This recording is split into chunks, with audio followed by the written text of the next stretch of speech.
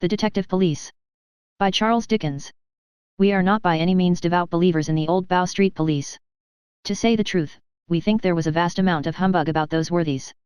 Apart from many of them being men of very indifferent character, and far too much in the habit of consorting with thieves and the like, they never lost a public occasion of jobbing and trading in mystery and making the most of themselves.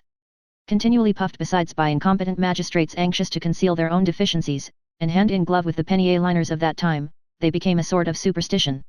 Although as a preventive police they were utterly ineffective, and as a detective police were very loose and uncertain in their operations, they remain with some people a superstition to the present day. On the other hand, the detective force organized since the establishment of the existing police, is so well chosen and trained, proceeds so systematically and quietly, does its business in such a workmanlike manner, and is always so calmly and steadily engaged in the service of the public, that the public really do not know enough of it, to know a tithe of its usefulness.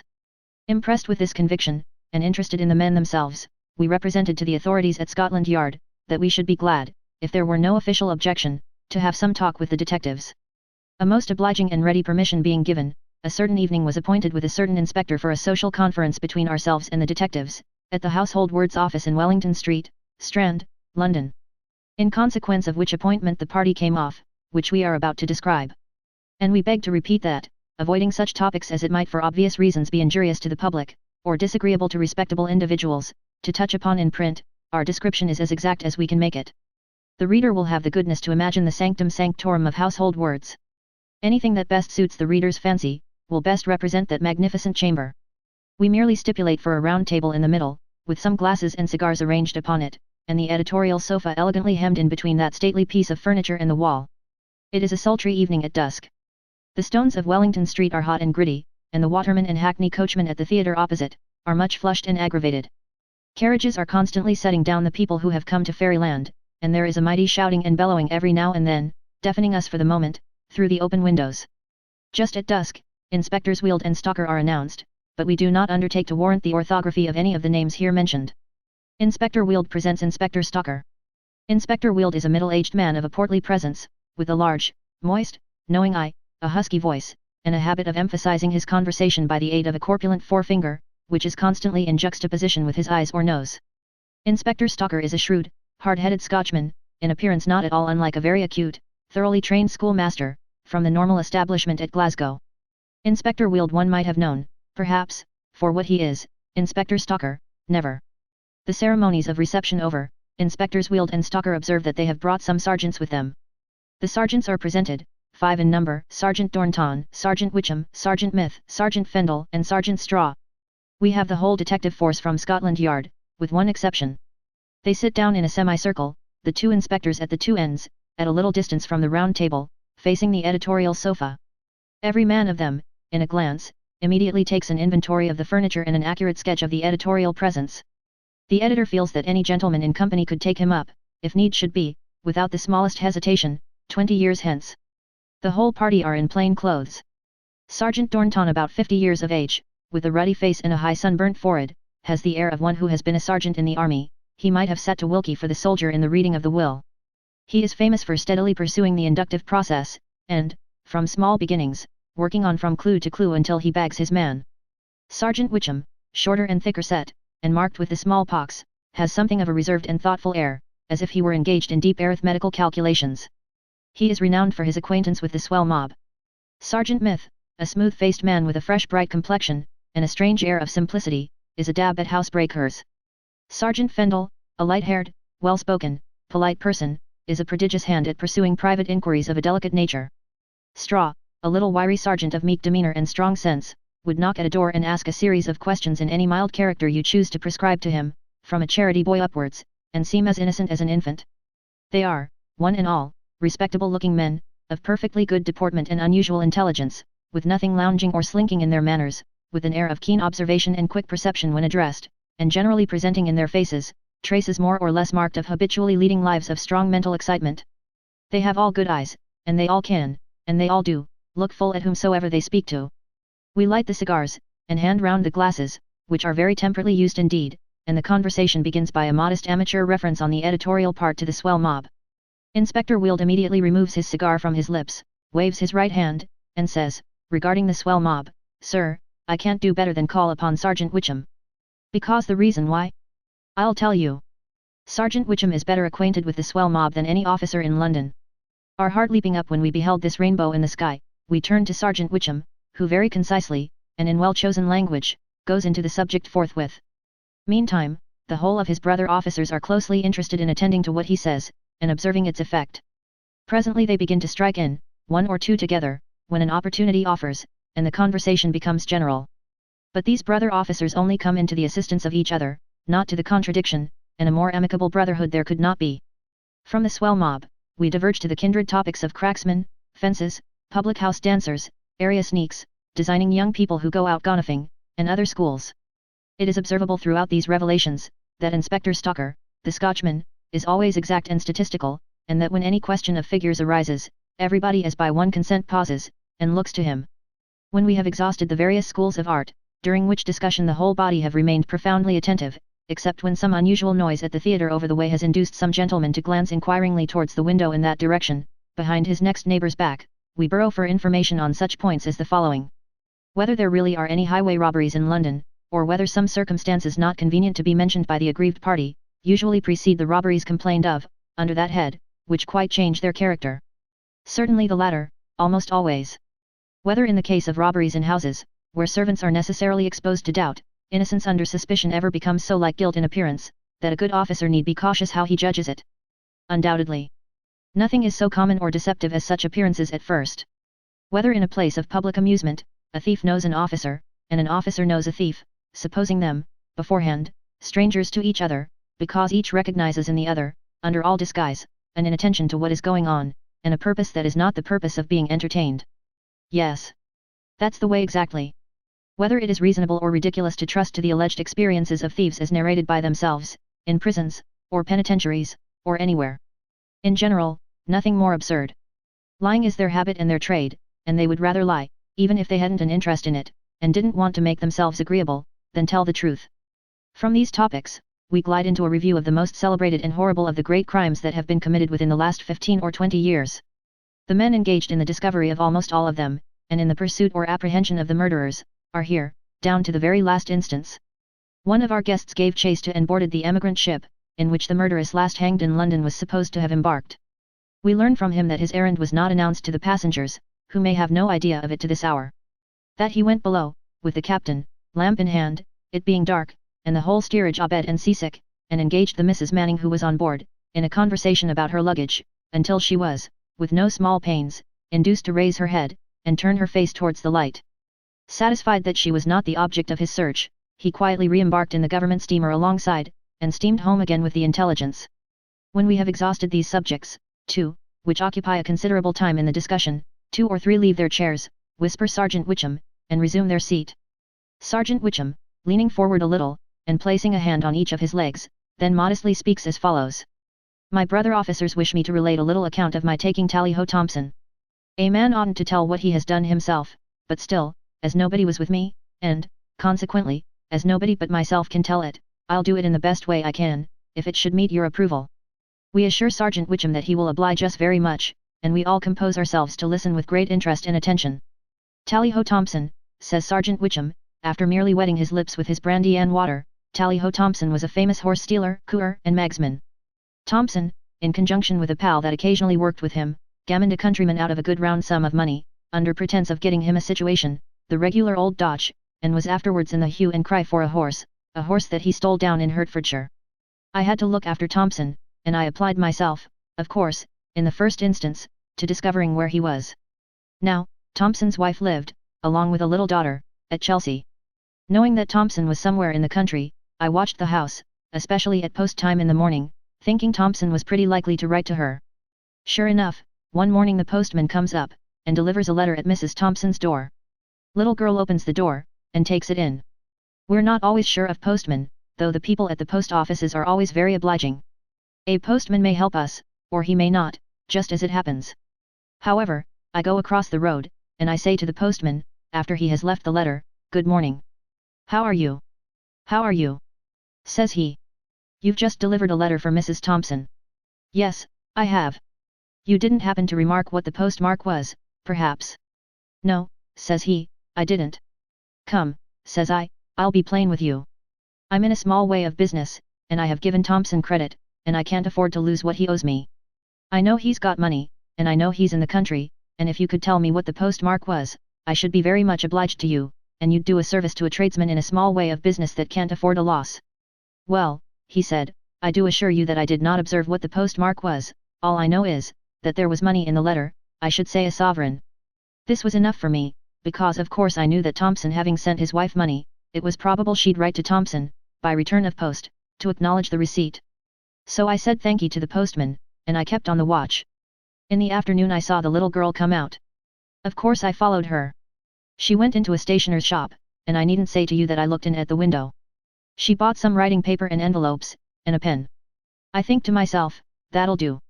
Watch her home again, and don't go away, you may be sure, knowing that Mrs. Thompson was writing her letter to Tally-ho, and that the letter would be posted presently. In about an hour or so, out came the little girl again, with the letter in her hand. I went up, and said something to the child, whatever it might have been, but I couldn't see the direction of the letter, because she held it with the seal upwards. However, I observed that on the back of the letter there was what we call a kiss, a drop of wax by the side of the seal, and again, you understand, that was enough for me. I saw her post the letter, waited till she was gone, then went into the shop, and asked to see the master. When he came out, I told him, "Now, I'm an officer in the detective force, there's a letter with a kiss been posted here just now, for a man that I'm in search of, and what I have to ask of you, is, that you will let me look at the direction of that letter." He was very civil, took a lot of letters from the box in the window, shook 'em out on the counter with the faces downwards, and there among 'em was the identical letter with the kiss. It was directed, "Mr. Thomas Pigeon, Post Office, B, to be left till called for." Down I went to B, 120 miles or so, that night. Early next morning I went to the post office, saw the gentleman in charge of that department, told him who I was, and that my object was to see, and track, the party that should come for the letter for Mr. Thomas Pigeon. He was very polite, and said, "You shall have every assistance we can give you, you can wait inside the office, and we'll take care to let you know when anybody comes for the letter." Well, I waited there 3 days, and began to think that nobody ever would come. At last the clerk whispered to me, "Here, detective. Somebody's come for the letter." "Keep him a minute," said I, and I ran round to the outside of the office. There I saw a young chap with the appearance of an ostler, holding a horse by the bridle, stretching the bridle across the pavement, while he waited at the post office window for the letter. I began to pat the horse, and I said to the boy, "Why, this is Mr. Jones's mare." "No. It ain't." "No," said I. "She's very like Mr. Jones's mare." "She ain't Mr. Jones's mare, anyhow," says he. "It's Mr. So-and-so's, of the Warwick Arms." And up he jumped, and off he went, letter and all. I got a cab, followed on the box, and was so quick after him that I came into the stable yard of the Warwick Arms, by one gate, just as he came in by another. I went into the bar, where there was a young woman serving, and called for a glass of brandy and water. He came in directly, and handed her the letter. She casually looked at it, without saying anything, and stuck it up behind the glass over the chimney piece. What was to be done next? I turned it over in my mind while I drank my brandy and water, looking pretty sharp at the letter the while, but I couldn't see my way out of it at all. I tried to get lodgings in the house, but there had been a horse fair, or something of that sort, and it was full. I was obliged to put up somewhere else, but I came backwards and forwards to the bar for a couple of days, and there was the letter always behind the glass. At last I thought I'd write a letter to Mr. Pigeon myself, and see what that would do. So I wrote one, and posted it, but I purposely addressed it, Mr. John Pigeon, instead of Mr. Thomas Pigeon, to see what that would do. In the morning, a very wet morning it was, I watched the postman down the street, and cut into the bar, just before he reached the Warwick Arms. In he came presently with my letter. "Is there a Mr. John Pigeon staying here?" "No." "Stop a bit though," says the barmaid, and she took down the letter behind the glass. "No," says she, "it's Thomas, and he is not staying here. Would you do me a favor, and post this for me, as it is so wet?" The postman said yes. She folded it in another envelope, directed it, and gave it him. He put it in his hat, and away he went. I had no difficulty in finding out the direction of that letter. It was addressed Mr. Thomas Pigeon, Post Office, R, Northamptonshire, to be left till called for. Off I started directly for R. I said the same at the post office there, as I had said at B, and again I waited 3 days before anybody came. At last another chap on horseback came. "Any letters for Mr. Thomas Pigeon?" "Where do you come from?" "New Inn, near R. He got the letter, and away he went at a canter. I made my inquiries about the New Inn near R, and hearing it was a solitary sort of house, a little in the horse line, about a couple of miles from the station. I thought I'd go and have a look at it. I found it what it had been described, and sauntered in, to look about me. The landlady was in the bar, and I was trying to get into conversation with her, asked her how business was, and spoke about the wet weather, and so on, when I saw, through an open door, 3 men sitting by the fire in a sort of parlor or kitchen, and one of those men, according to the description I had of him, was Tally-Ho Thompson. I went and sat down among them, and tried to make things agreeable, but they were very shy, wouldn't talk at all, looked at me, and at one another, in a way quite the reverse of sociable. I reckoned them up, and finding that they were all 3 bigger men than me, and considering that their looks were ugly, that it was a lonely place, railroad station 2 miles off, and night coming on, thought I couldn't do better than have a drop of brandy and water to keep my courage up. So I called for my brandy and water, and as I was sitting drinking it by the fire, Thompson got up and went out. Now the difficulty of it was, that I wasn't sure it was Thompson, because I had never set eyes on him before, and what I had wanted was to be quite certain of him. However, there was nothing for it now, but to follow, and put a bold face upon it. I found him talking, outside in the yard, with the landlady. It turned out afterwards that he was wanted by a Northampton officer for something else, and that, knowing that officer to be pock-marked, as I am myself, he mistook me for him. As I have observed, I found him talking to the landlady, outside. I put my hand upon his shoulder, this way, and said, "Tally-Ho Thompson, it's no use. I know you. I'm an officer from London, and I take you into custody for felony." "That be DD," says Tally-Ho Thompson. We went back into the house, and the 2 friends began to cut up rough, and their looks didn't please me at all, I assure you. "Let the man go." "What are you going to do with him?" "I'll tell you what I'm going to do with him. I'm going to take him to London tonight, as sure as I'm alive. I'm not alone here, whatever you may think. You mind your own business, and keep yourselves to yourselves. It'll be better for you, for I know you both very well. I'd never seen or heard of 'em in all my life, but my bouncing cowed 'em a bit, and they kept off, while Thompson was making ready to go. I thought to myself, however, that they might be coming after me on the dark road, to rescue Thompson, so I said to the landlady, 'What men have you got in the house, missus?' 'We haven't got no men here,' she says, sulkily. 'You have got an ostler, I suppose?' 'Yes, we've got an ostler.' 'Let me see him.' Presently he came, and a shaggy-headed young fellow he was. 'Now attend to me, young man,' says I, 'I'm a detective officer from London. This man's name is Thompson. I have taken him into custody for felony. I am going to take him to the railroad station. I call upon you in the Queen's name to assist me, and mind you, my friend, you'll get yourself into more trouble than you know of, if you don't. You never saw a person open his eyes so wide. Now, Thompson, come along,' says I. But when I took out the handcuffs, Thompson cries, 'No. None of that. I won't stand them. I'll go along with you quiet, but I won't bear none of that.' 'Tally-Ho Thompson,' I said, 'I'm willing to behave as a man to you, if you are willing to behave as a man to me. Give me your word that you'll come peaceably along, and I don't want to handcuff you.' 'I will,' says Thompson, 'but I'll have a glass of brandy first.' 'I don't care if I've another,' said I. 'We'll have 2 more, missus,' said the friends, 'and confound you, constable, you'll give your man a drop, won't you?' I was agreeable to that, so we had it all round, and then my man and I took Tally-Ho Thompson safe to the railroad, and I carried him to London that night. He was afterwards acquitted, on account of a defect in the evidence, and I understand he always praises me up to the skies, and says I'm one of the best of men." This story coming to a termination amidst general applause, Inspector Wield, after a little grave smoking, fixes his eye on his host, and thus delivers himself. "It wasn't a bad plant that of mine, on Fikey, the man accused of forging the Sue-Western Railway debentures. It was only t'other day, because the reason why? I'll tell you. I had information that Fikey and his brother kept a factory over yonder there, indicating any region on the Surrey side of the river, where he bought second-hand carriages, so after I'd tried in vain to get hold of him by other means, I wrote him a letter in an assumed name, saying that I'd got a horse and shay to dispose of, and would drive down next day that he might view the lot, and make an offer. Very reasonable it was, I said, a reg'lar bargain. Straw and me then went off to a friend of mine that's in the livery and job business, and hired a turnout for the day, a precious smart turnout it was, quite a slap-up thing. Down we drove, accordingly, with a friend, who's not in the force himself, and leaving my friend in the shay near a public house, to take care of the horse, we went to the factory, which was some little way off. In the factory, there was a number of strong fellows at work, and after reckoning 'em up, it was clear to me that it wouldn't do to try it on there. They were too many for us. We must get our man out of doors. Mr. Fikey at home? No, he ain't.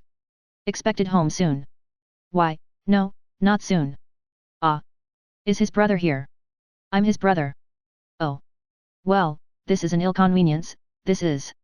I wrote him a letter yesterday, saying I'd got a little turnout to dispose of, and I've took the trouble to bring the turnout down a purpose, and now he ain't in the way. No, he ain't in the way. You couldn't make it convenient to call again, could you? Why, no, I couldn't. I want to sell, that's the fact, and I can't put it off. Could you find him anywheres? At first he said no, he couldn't, and then he wasn't sure about it, and then he'd go and try. So at last he went upstairs, where there was a sort of loft, and presently down comes my man himself in his shirt sleeves. Well, he says, this seems to be rather a pressing matter of yours. Yes, I says, it is rather a pressing matter, and you'll find it a bargain, dirt cheap. I ain't in particular want of a bargain just now, he says, but where is it? Why, I says, the turnout's just outside. Come and look at it. He hasn't any suspicions, and away we go. And the first thing that happens is, that the horse runs away with my friend, who knows no more of driving than a child, when he takes a little trot along the road to show his paces. You never saw such a game in your life. When the bolt is over, and the turnout has come to a standstill again, Fikey walks round and round it as grave as a judge. Me too. There, sir. I says. There's a neat thing. It ain't a bad style of thing, he says. I believe you, says I. And there's a horse. For I saw him looking at it. Rising 8. I says, rubbing his forelegs. Bless you, there ain't a man in the world knows less of horses than I do, but I'd heard my friend at the livery stable say he was 8-year-old, so I says, as knowing as possible, Rising 8. Rising 8, is he? Says he. Rising 8, says I. Well, he says, what do you want for it? Why, the first and last figure for the whole concern is £25. That's very cheap. He says, looking at me. Ain't it? I says. I told you it was a bargain. Now, without any higgling and haggling about it, what I want is to sell, and that's my price. Further, I'll make it easy to you, and take half the money down, and you can do a bit of stiff-1 for the balance. Well, he says again, that's very cheap. I believe you, says I, get in and try it, and you'll buy it. Come. Take a trial. Ecod, he gets in, and we get in, and we drive along the road, to show him to one of the railway clerks that was hid in the public house window to identify him. But the clerk was bothered, and didn't know whether it was him, or wasn't, because the reason why? I'll tell you, on account of his having shaved his whiskers. It's a clever little horse, he says, and trots well, and the shay runs light. Not a doubt about it, I says. And now, Mr. Fikey, I may as well make it all right, without wasting any more of your time. The fact is, I'm Inspector Weald, and you're my prisoner. You don't mean that? He says. I do, indeed. Then burn my body, says Fikey, if this ain't too bad. Perhaps you never saw a man so knocked over with surprise. I hope you'll let me have my coat. He says. By all means. Well, then, let's drive to the factory. Why, not exactly that, I think, said I, I've been there, once before, today. Suppose we send for it. He saw it was no go, so he sent for it, and put it on, and we drove him up to London, comfortable. This reminiscence is in the height of its success, when a general proposal is made to the fresh-complexioned, smooth-faced officer, with the strange air of simplicity, to tell the butcher's story. The fresh-complexioned, smooth-faced officer, with the strange air of simplicity, began with a rustic smile, and in a soft, wheedling tone of voice, to relate the butcher's story, thus. It's just about 6 years ago, now, since information was given at Scotland Yard of there being extensive robberies of lawns and silks going on, at some wholesale houses in the city. Directions were given for the business being looked into, and Straw and Fendel and me, we were all in it. When you received your instructions, said we, you went away, and held a sort of cabinet council together. The smooth-faced officer coaxingly replied, yes. Just so. We turned it over among ourselves a good deal. It appeared, when we went into it, that the goods were sold by the receivers extraordinarily cheap, much cheaper than they could have been if they had been honestly come by. The receivers were in the trade, and kept capital shops, establishments of the first respectability, one of 'em at the West End, one down in Westminster. After a lot of watching and inquiry, and this and that among ourselves, we found that the job was managed, and the purchases of the stolen goods made, at a little public house near Smithfield, down by St. Bartholomew's, where the warehouse porters, who were the thieves, took 'em for that purpose, don't you see? And made appointments to meet the people that went between themselves and the receivers. This public house was principally used by journeyman butchers from the country, out of place, and in want of situations, so, what did we do, but, ha, ha, ha. We agreed that I should be dressed up like a butcher myself, and go and live there. Never, surely, was a faculty of observation better brought to bear upon a purpose, than that which picked out this officer for the part. Nothing in all creation could have suited him better. Even while he spoke, he became a greasy, sleepy, shy, good-natured, chuckle-headed, unsuspicious, and confiding young butcher. His very hair seemed to have suet in it, as he made it smooth upon his head, and his fresh complexion to be lubricated by large quantities of animal food. So I, ha, ha, ha. Always with the confiding snigger of the foolish young butcher, so I dressed myself in the regular way, made up a little bundle of clothes, and went to the public house, and asked if I could have a lodging there. They says, yes, you can have a lodging here, and I got a bedroom, and settled myself down in the tap. There was a number of people about the place, and coming backwards and forwards to the house, and first one says, and then another says, are you from the country, young man? Yes, I says, I am. I'm come out of Northamptonshire, and I'm quite lonely here, for I don't know London at all, and it's such a mighty big town. It is a big town, they says. Oh, it's a very big town. I says. Really and truly I never was in such a town. It quite confuses of me. And all that, you know. When some of the journeyman butchers that used the house, found that I wanted a place, they says, oh, we'll get you a place. And they actually took me to a sight of places, in Newgate Market, Newport Market, Clare, Carnaby, I don't know where all. But the wages was, ha, ha, ha, was not sufficient, and I never could suit myself, don't you see? Some of the queer frequenters of the house were a little suspicious of me at first, and I was obliged to be very cautious indeed how I communicated with Straw or Fendel. Sometimes, when I went out, pretending to stop and look into the shop windows, and just casting my eye round, I used to see some of 'em following me, but, being perhaps better accustomed than they thought to that sort of thing, I used to lead 'em on as far as I thought necessary or convenient, sometimes a long way, and then turn sharp round, and meet 'em, and say, oh, dear, how glad I am to come upon you so fortunate. This London's such a place, I'm blowed if I ain't lost again. And then we'd go back all together, to the public house, and, ha, ha, ha, and smoke our pipes, don't you see? They were very attentive to me, I am sure.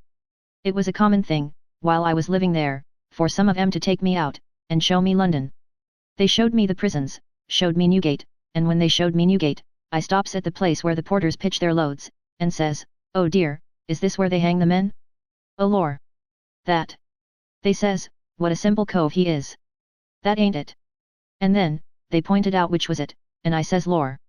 And they says, now you'll know it again, won't you? And I said I thought I should if I tried hard, and I assure you I kept a sharp lookout for the city police when we were out in this way, for if any of 'em had happened to know me, and had spoke to me, it would have been all up in a minute. However, by good luck such a thing never happened, and all went on quiet, though the difficulties I had in communicating with my brother officers were quite extraordinary. The stolen goods that were brought to the public house by the warehouse porters, were always disposed of in a back parlour. For a long time, I never could get into this parlour, or see what was done there. As I sat smoking my pipe, like an innocent young chap, by the tap-room fire, I'd hear some of the parties to the robbery, as they came in and out, say softly to the landlord, who's that? What does he do here? Bless your soul, says the landlord, he's only a, ha, ha, ha. He's only a green young fellow from the country, as is looking for a butcher's situation. Don't mind him.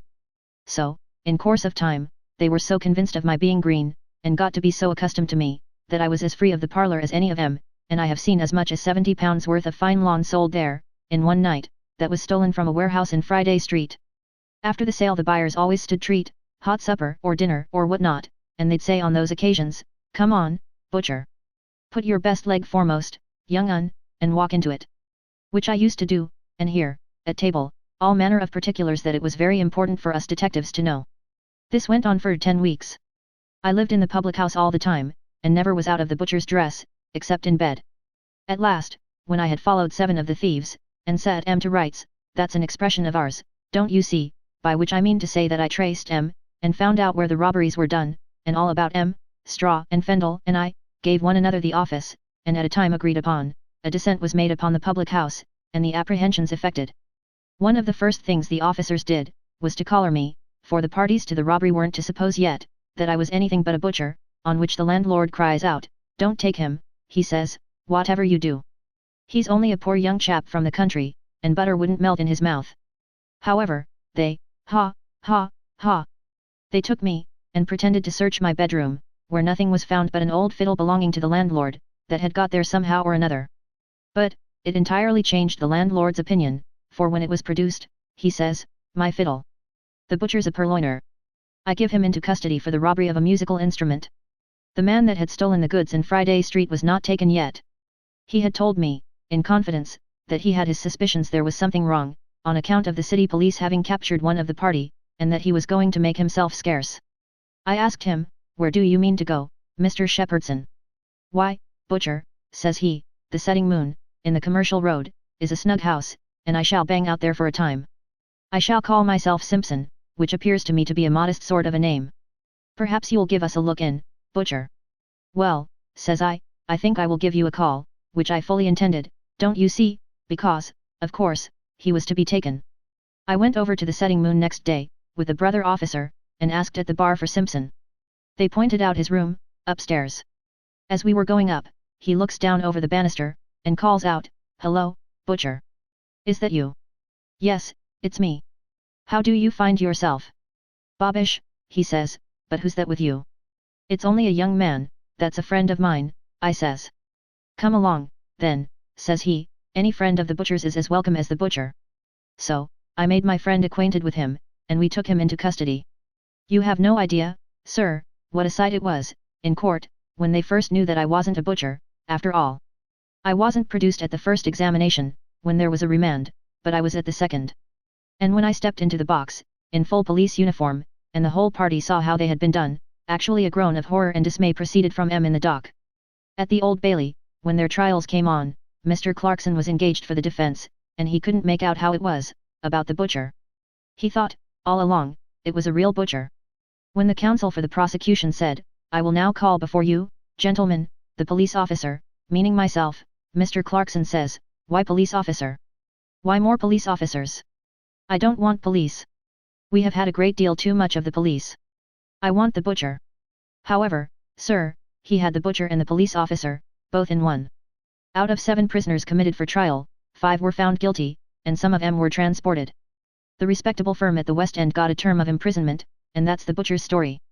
The story done, the chuckle-headed butcher again resolved himself into the smooth-faced detective. But, he was so extremely tickled by their having taken him about, when he was that dragon in disguise, to show him London, that he could not help reverting to that point in his narrative, and gently repeating with the butcher's snigger, "Oh, dear," I says, "is that where they hang the men? Oh, lor! That," says they. "What a simple cove he is." It being now late, and the party very modest in their fear of being too diffuse, there were some tokens of separation, when Sergeant Dornton, the soldierly-looking man, said, looking round him with a smile, "Before we break up, sir, perhaps you might have some amusement in hearing of the adventures of a carpet-bag. They are very short, and, I think, curious." We welcomed the carpet-bag, as cordially as Mr. Shepherdson welcomed the false butcher at the Setting Moon. Sergeant Dornton proceeded. In 1847, I was dispatched to Chatham, in search of one Meshach, a Jew. He had been carrying on, pretty heavily, in the bill-stealing way, getting acceptances from young men of good connections, in the army chiefly, on pretence of discount, and bolting with the same. Meshach was off, before I got to Chatham. All I could learn about him was, that he had gone, probably to London, and had with him, a carpet-bag. I came back to town, by the last train from Blackwell, and made inquiries concerning a Jew passenger with, a carpet-bag. The office was shut up, it being the last train. There were only 2 or 3 porters left. Looking after a Jew with a carpet-bag, on the Blackwell Railway, which was then the high road to a great military depot, was worse than looking after a needle in a hayrick. But it happened that one of these porters had carried, for a certain Jew, to a certain public house, a certain, carpet-bag. I went to the public house, but the Jew had only left his luggage there for a few hours, and had called for it in a cab, and taken it away. I put such questions there, and to the porter, as I thought prudent, and got at this description of, the carpet-bag. It was a bag which had, on one side of it, worked in worsted, a green parrot on a stand. A green parrot on a stand was the means by which to identify that, carpet-bag. I traced Meshach, by means of this green parrot on a stand, to Cheltenham, to Birmingham, to Liverpool, to the Atlantic Ocean. At Liverpool he was too many for me. He had gone to the United States, and I gave up all thoughts of Meshach, and likewise of his, carpet-bag. Many months afterwards, near a year afterwards, there was a bank in Ireland robbed of £7,000, by a person of the name of Dr. Dundee, who escaped to America, from which country some of the stolen notes came home. He was supposed to have bought a farm in New Jersey. Under proper management, that estate could be seized and sold, for the benefit of the parties he had defrauded. I was sent off to America for this purpose. I landed at Boston. I went on to New York. I found that he had lately changed New York paper money for New Jersey paper money, and had banked cash in New Brunswick. To take this Dr. Dundee, it was necessary to entrap him into the state of New York, which required a deal of artifice and trouble. At one time, he couldn't be drawn into an appointment. At another time, he appointed to come to meet me, and a New York officer, on a pretext I made, and then his children had the measles. At last he came, per steamboat, and I took him, and lodged him in a New York prison called the Tombs, which I dare say you know, sir. Editorial acknowledgement to that effect. I went to the Tombs, on the morning after his capture, to attend the examination before the magistrate. I was passing through the magistrate's private room, when, happening to look round me to take notice of the place, as we generally have a habit of doing, I clapped my eyes, in one corner, on a carpet bag. What did I see upon that carpet bag, if you will believe me, but a green parrot on a stand, as large as life. That carpet bag, with the representation of a green parrot on a stand, said I, belongs to an English Jew, named Aaron Meshach, and to no other man, alive or dead. I give you my word the New York police officers were doubled up with surprise. How did you ever come to know that? Said they. I think I ought to know that green parrot by this time, said I, for I have had as pretty a dance after that bird, at home, as ever I had, in all my life. And was it Meshach's? We submissively inquired. Was it, sir? Of course it was. He was in custody for another offence, in that very identical Tombs, at that very identical time. And, more than that, some memoranda, relating to the fraud for which I had vainly endeavoured to take him, were found to be, at that moment, lying in that very same individual, carpet bag. Such are the curious coincidences and such is the peculiar ability, always sharpening and being improved by practice, and always adapting itself to every variety of circumstances, and opposing itself to every new device that perverted ingenuity can invent, for which this important social branch of the public service is remarkable. Forever on the watch, with their wits stretched to the utmost, these officers have, from day to day and year to year, to set themselves against every novelty of trickery and dexterity that the combined imaginations of all the lawless rascals in England can devise, and to keep pace with every such invention that comes out. In the courts of justice, the materials of thousands of such stories as we have narrated, often elevated into the marvellous and romantic, by the circumstances of the case, are dryly compressed into the set phrase, in consequence of information I received, I did so and so. Suspicion was to be directed, by careful inference and deduction, upon the right person was to be taken, wherever he had gone, or whatever he was doing to avoid detection, he is taken, there he is at the bar, that is enough. From information I, the officer, received, I did it, and, according to the custom in these cases, I say no more. These games of chess, played with live pieces, are played before small audiences, and are chronicled nowhere. The interest of the game supports the player. Its results are enough for justice. To compare great things with small, suppose Leverrier or Adams informing the public that from information he had received he had discovered a new planet, or Columbus informing the public of his day that from information he had received he had discovered a new continent, so the detectives inform it that they have discovered a new fraud or an old offender, and the process is unknown.